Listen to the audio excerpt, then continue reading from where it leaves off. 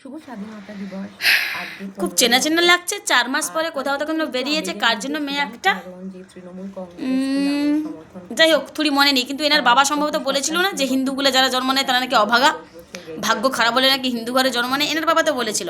এবার এনার বাবাই তো একটা ভালো রাজনৈতিক কি একটা পথ পেয়েছে, আবার সে একই পদে রয়েছে। হ্যাঁ, ভালো তো আপনারা থাকবেন, আপনারা যে মন্ত্রী, আপনারা যে মন্ত্রীর ছেলে, মন্ত্রীর মেয়ে, তো এই সমাজে তো বেশি যারা রাজনীতি করে মন্ত্রী, এমএলএ, এমপির ছেলে মেয়েরাই ভালো থাকে, একটু অন্যভাবে তারাই তো ভালো থাকে। ভালো কি আর বুথ সভাপতির ছেলে মেয়ে ভালো থাকে নাকি? যারা মার খেয়ে বুক চিতিয়ে লড়াই করে আপনাদেরকে জেতায়। আপনি জিলিপি খাবেন, গরিবকে বা আপনার কর্মীদের ভালো মন্দ খোঁজ নেওয়ার কোনো প্রয়োজন নেই।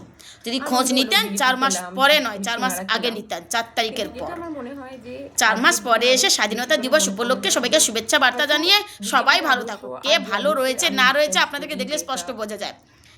আপনারা বিদেশে পড়াশোনা করছেন কারণ আপনারা মন্ত্রী, আর আপনারা তো সেই বাড়ির ছেলে মেয়ে যারা মমতা বন্দ্যোপাধ্যায়ের পাশের চেয়ারে না বসলে তারা কোনোদিন মমতা বন্দ্যোপাধ্যায়ের সভাতে যায় না। একটা খোঁজ নিন, যারা চড়া রোদে দাঁড়িয়ে মমতা বন্দ্যোপাধ্যায়ের সভাতে যেত, এখনো মার খাচ্ছে, এখনো ঘর ছাড়া। খোঁজ নিন, কেন ঘর ছাড়া? আপনাদের বাবাদেরকে জেতানোর জন্য তারা আজকে ঘর ছাড়া। আপনি নাই আসতে পারতেন, আবার কি কর্মীদের মন গলাতে এসছেন নাকি? চিন্তার কোনো কারণ নেই। রাজনীতির প্রথম সারিতে আপনাদের জায়গা হবে, কারণ আপনারা যে মানে এমএলএ, এমপি, মন্ত্রীর ছেলে মেয়েরা, আপনাদের জায়গা মানে সবসময় প্রথম সারিতেই হবে। না আপনাদেরকে কেউ চোর বলবে, না আপনাদেরকে কেউ গালিগালাজ করবে, না আপনাদেরকে কেউ ডিম ছুড়বে, তাই না? আপনাদেরকে তো ভালো রাখার জন্য তো আপনার বাবা মমতা বন্দ্যোপাধ্যায়ের সাথে বেইমানি করতে দুবার ভাবলো না, আপনাদেরকেই তো ভালো রাখার জন্য। খোঁজ নিন, খোঁজ নিন আপনার পরিবারের সদস্যগুলো কেমন আছে আর নিচু স্তরের কর্মীরা কোথায় রয়েছে, খোঁজ নিন। বুঝতে পেরেছেন? গাধা তো তারা যারা এখনও এদেরকে সাপোর্ট করে, গাধা তো সেই সকল কর্মীরা যারা এদেরকে সাপোর্ট করে। 4 তারিখের পরে যারা কর্মীদের খোঁজ রাখেনি, সুখী আপনারাই। সত্যি কথা বলতে কি জানেন তো, কর্মীরা ভীষণ বোকা, আর সব থেকে বোকা বানানো হচ্ছে যে কলা গাছকে দাঁড় করাবে, কলা গাছকে সাপোর্ট করবে, এটাই।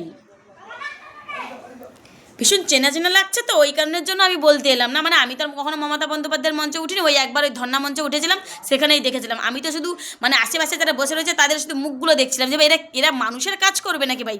যারা মানুষের জন্য কাজ করে তারা কিরকম মেকআপ করে বসে থাকে?